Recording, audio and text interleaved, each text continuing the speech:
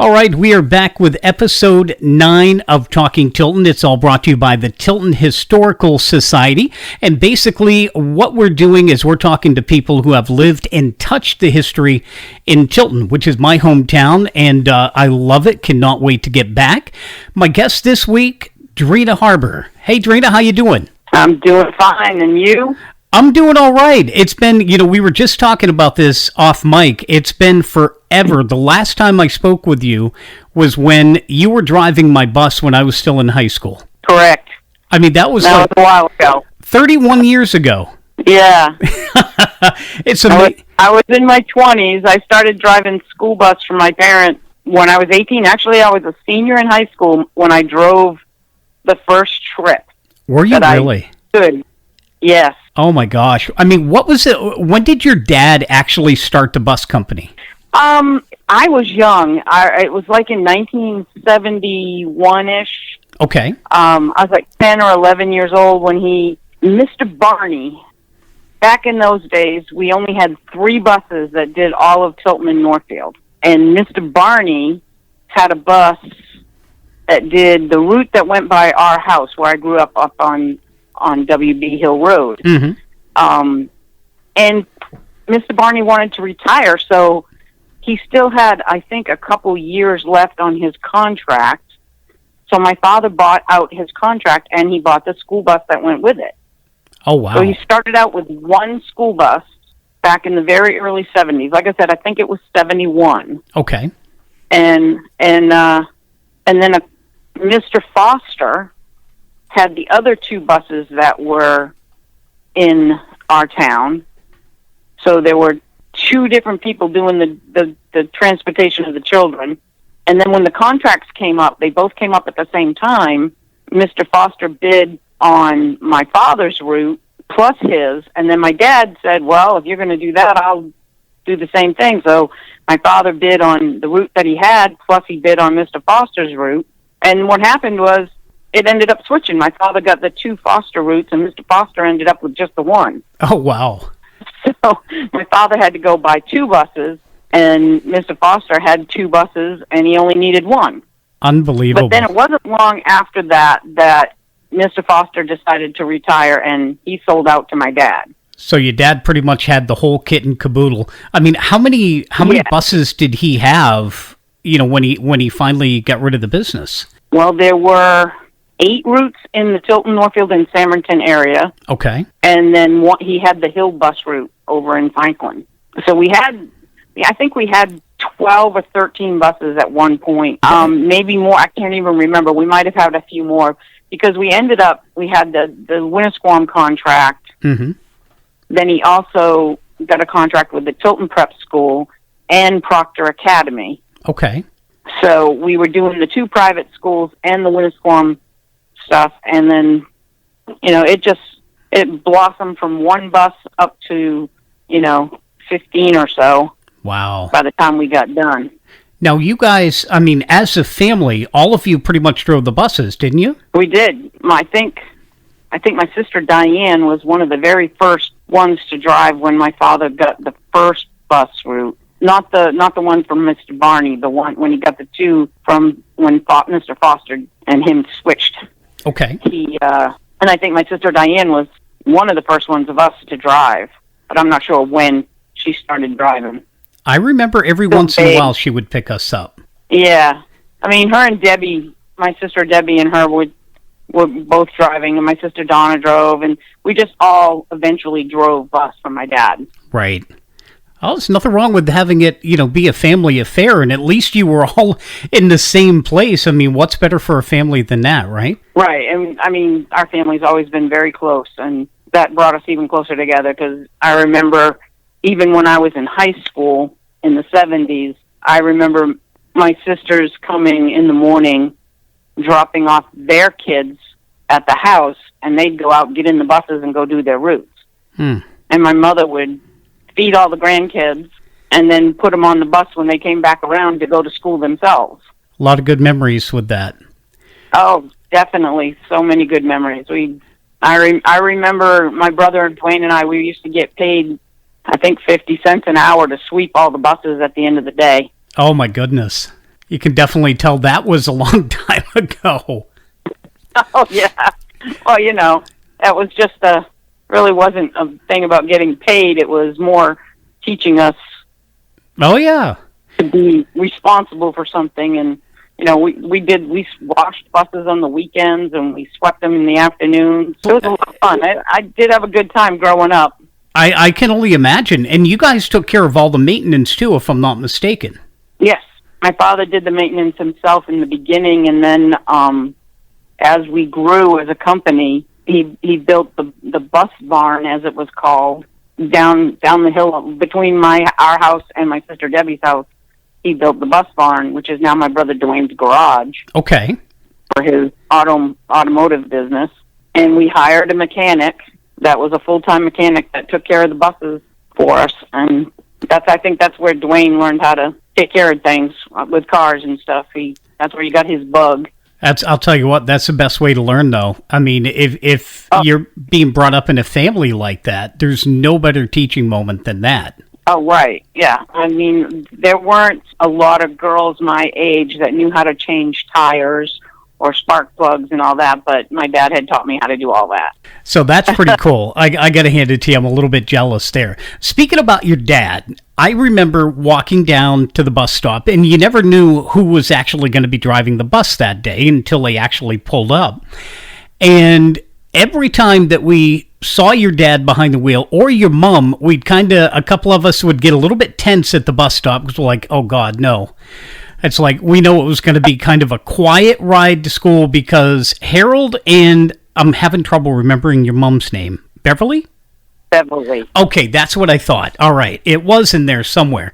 But I remember when they were driving, you didn't mess around at all on that bus. No, you didn't. Even when I was in school and I had my choice of which bus to get on in the mornings, Mm-hmm. Depending on which friend I wanted to hang out with that day is which bus I took to school. And, but, if I knew my dad was driving one of the bus routes, then that would definitely not be the one I was on, because I was talking. Even as his daughter, you were a little scared of him too? Oh, heck yeah. Oh my God, that's funny. Yeah. Because he wasn't afraid to, he didn't show favoritism just because I was his daughter. Right. I think I got more of it because I was his daughter. Even on the sports trips, if we were in the back of the bus chit-chatting or doing something, and I had a tendency, and I still do it today, I don't know why, it's just a habit I got when I was a kid, of snapping my bubble gum. Oh, yeah. Okay. Not just blowing a bubble, but snapping it. And he knew instantly it was me if he heard it. And he'd be like, "You're in a peril?" Oh, my God. He would just have to give you the side eye. Say, Wow. You either had to swallow the gum or walk up front and throw it away. So so we got an idea what it was like at the actual buses, but did he was that carried over to the home life? Was he always that strict at home too? Not like that. When I was younger, he was pretty strict about certain things, but no, not like that. Right. He was really a big pushover, and him and I had our moments. We were too much alike. Oh, okay. So we battled over the years, but those battles made me the person I am today, and I credit my father for all of it. That's a cool thing. You know what? Everything we go through as a child definitely makes us the person that we are today. I was a Dennis the Menace kid. I've slowed down a little bit. Not much, but a little.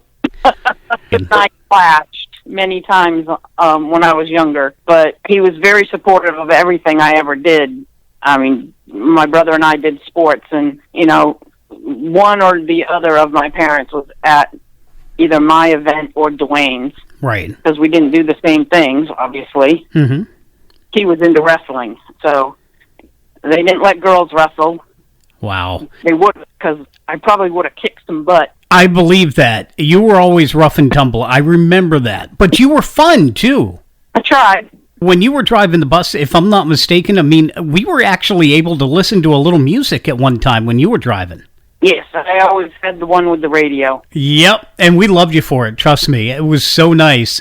Because for a kid like me, I didn't have a ton of friends, so it was nice to be able to listen to music. And, I mean, that's pretty much what I've been in my whole life. So your family, not only did they do buses, but they did a lot of other things around town. I mean, Harold was fire chief, so he was involved in the fire department for quite some time, right? Oh, yeah, he joined the fire department, either the late 50s, early 60s, and he worked his way up in rank in the fire department with just a little tiny volunteer department back those days, too. Right. And then when I want to say my junior year in high school, he became chief. Okay. So, and he was chief forever. Yeah, I remember that. I don't even know when he wasn't chief anymore. Did you ever get nervous when he was out on the call? You know, I never thought of it that way. I was younger when he was like a firefighter, so I never really thought about it. And then once he became chief, I knew he wasn't in the building, so then that never really dawned on me. Although I did have all of my family were firefighters. My brother Dwayne, and then a couple of my brother-in-laws. They were all on the fire department too. But I never really thought about the danger that they were in. Yeah. I was a firefighter after high school. Okay. So how long did you keep doing it? I did it for 4 years. I was mainly on the rescue squad. But I did do my father insisted that I do the certified New Hampshire firefighter course, so I did that too. Yeah, you didn't say no to him, so. Yeah, I mean, that's pretty much, I remember some of it, and, you know, seeing him, and he was, like I said, very strict and stern, and if you did something that was out of the ordinary that he didn't like, all he had to do was look at you, and then that was it. I mean, exactly. You stopped right then and there. I know your mom was kind of... She wasn't really talkative on the buses either, but she looked like she was kind of fun at times. Tell me a little bit about her. Oh yeah, my mom was a lot of fun. We just had a lot of fun growing up. Mainly growing up, it was just my sister Dale, my brother Dwayne, and I at the house, because by the time we were teenagers, all my other sisters and my brother David, they were all married with kids. Right. So, and Dale got married in '74, so most of my teenage life, it was just me and Dwayne. And so we kind of grew up as just two kids in a group of, but we were the youngest, so we had our mom and dad to ourselves, and we had a lot of fun. We didn't really go on a lot of family trips, but we didn't have to. We just did stuff around the house, and my dad was always building things and adding on to our house. Right. And my mom, she liked to play card games, and we ended up playing cards a lot. And you really bond with family when you're sitting there playing cards. Yeah, family game night was always a good thing. I remember that. It was a lot of fun. Yeah. So if you could go back to your younger years, would you, and would you change anything? I wouldn't change a thing in my life. Nothing. Okay. With my mom and dad. Like I said, all the experiences I had with my mom and dad led to where I am today, and I wouldn't change that for anything. But yeah, I'd go back to being a kid again, just because I'd have my parents around again, because they're both gone. Go back and spend time with them, I'd do it. In a heartbeat. You know, we were talking about this, John Ciriello and I were talking about how cool it would be if we had a time machine and we could just take occasional trips back to a good time that we remembered and just relive that all over again, because you honestly never know what the future is going to bring. And when you're a kid, you don't know, you're not thinking about how much time you have on the earth or how long the family members are going to last or what you're going to do tomorrow. You're literally living in the moment of today. Right. What is probably one of your fondest memories with the family? Oh, God, there's too many really to... We always had, like, every day after we got done doing our bus routes in the morning, everybody would come back and park the buses, and we all, it was right there at the house. We'd park our buses and go in the house, and we'd play cards. And sometimes we ended up playing cards until the afternoon route started. Really? Yeah. There were many days that I remember sitting there, and all of a sudden we realized, oh my God, it's time to go to school again and pick up the kids. And, because we were just having so much fun. We were just sitting there playing cards. Did you guys ever forget to, go to the school, or were you guys ever really late? Oh, no, my mother was always right there to remind us it was time to go. I believe it. Or my dad, because he never sat down and played cards with us. He was always doing something. So take me, I'm going to ask you to think back in time real quick and take me in when you were growing up, maybe in your teens. Take me down memory lane of what Tilton was like. What did you see? What did you feel walking through Tilton at that time? Well, there was a record store on Main Street. Now, right near where Tilton House Pizza is now. Mm-hmm. And it was owned by the Baileys, Mr. Bailey. I remember that. I remember going in and when I was, 13, 14 years old and buying my first 45 record. Hmm. And there were just a lot of neat little places on Main Street. The corner store down near where at the lights where the Indian statue is now. Yep. There was a corner store there called Crossroads. Okay. And that was a really, if I walked home from school, we'd always stop at the Crossroads store to get a drink, or Meserve's Market. I remember going in there on the other end of Main Street because he had a Coca-Cola cooler that you stuck your hand in the ice to pull out whatever drink you wanted. I remember that. Do you? I remember going in there all the time. I love the smell of that store. Yeah, it was a great place. And Mr. Meserve's was very intimidating, but he was also a big teddy bear. He was. He always treated you with class and just like a member of his family every time you walked in there. Yep. Man. And I remember another pizza place being on Main Street when I was really young. I don't remember. Tony's Pizza, I think it was named. Okay. And then obviously Brian Lawrence hardware store. Everybody went in and out of there for everything you needed. If you can't find something in a big box store, you went to Brian Lawrence's and you find it. Oh my God, they literally had and still have everything. Everything. I remember looking, oh God, I wasn't a teenager, I was in my 20s. I was looking for a spring form pan. And this is when we had the outlet mall was already built up on the other end of town. And I went to the kitchen store at the outlets mall and was looking for this spring form pan. And they didn't have any. They were like, no, we don't carry those. I'm like, really? This is a kitchen store. Right. So I went down to Brian Lawrence's and he had it. Unbelievable. And he had everything in there. And from a tiny screw to a cast iron cooking pan, he had them. I'm sitting there like a spring form pan for a cake, and the hardware store actually had that. Exactly. The time was so much different back then than what it is now. And oh, yeah.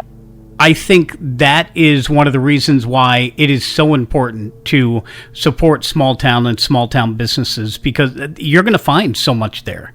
You really are. Yeah. And our Main Street, I think, has very much come back to life.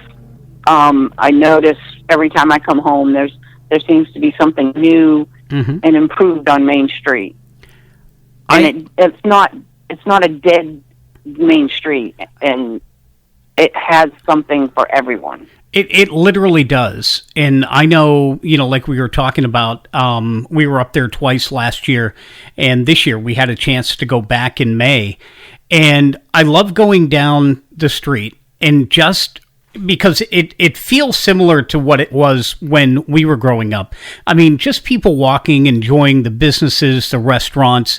And of course, a lot of the stores have changed, but the small town feel is literally like nothing else that you'll experience in any other place other than a small town. Exactly, yeah. And yeah, the Main Street, I think, looks pretty much the same as it has since the early 70s. I don't think it's changed much. Mm-hmm. There's, like I said, the one building on the end of Main Street where Crossroads used to be. That building is now gone. But other than that, the rest of it is pretty much the same. I have a very slight memory of the train station being in town where the bank parking lot is now. Yep. I more remember it not being there, but I do remember it being there, but I don't remember like ever seeing it used or anything, because it was like when my memories of that area started to be locked in the brain. Mm-hmm. I think that was when it was being moved and it was changed to a parking lot. Gotcha. Okay. I wish that I had better memories of it when it was in use. Right. I think that's one of the cool things that I like about the Historical Society is looking at some of the pictures, every one of them that they post on Facebook, and some of the things I remember, but the older things, back in the day, it's like, man, I wish I could go back to that time, in the 1800s when Charles Tilton was alive, when the arch was being built, when the Model Ts and the horse and buggies and everything else was still in town. I mean, all the trees on Main Street. Exactly. I mean, they were ash, I think, at that time, weren't they? Either ash or elm. I know that I want to say they were elm. Okay. Because I think I remember somebody saying that there was a disease that hit all the elm trees, and that's why all the trees were gone now. That's right. They had to take them all down. But man, still a beautiful place. I mean, I love strolling down memory lane. Well, Drina, I got to say, it's been a pleasure talking about this and kind of going through your family and just, reliving what life was like for you and with your dad and your family. And, I think all of us in Tilton, Northfield, that had you guys as bus drivers, we just got to say thanks for all the work you and your family did. Well, thank you. We appreciate all the people that put our family where they did. I mean, my dad did a lot of the hard work, but if the people didn't accept what he was doing, then it would have been different. But yeah, people have always been awesome towards our family, and we really love that. And I got to ask you real quick before we close, did you ever have a day driving the bus that you regretted it? Regretted driving? Yeah, with a bunch of kids. I'm sure it had to be a little testy at times. Well, it really wasn't, because I always had the threat of my dad. Mm-hmm. If any of the kids did anything that seemed like they were going to be really misbehaving, all I would have to say is, hey, Mr. Harbour will drive tomorrow.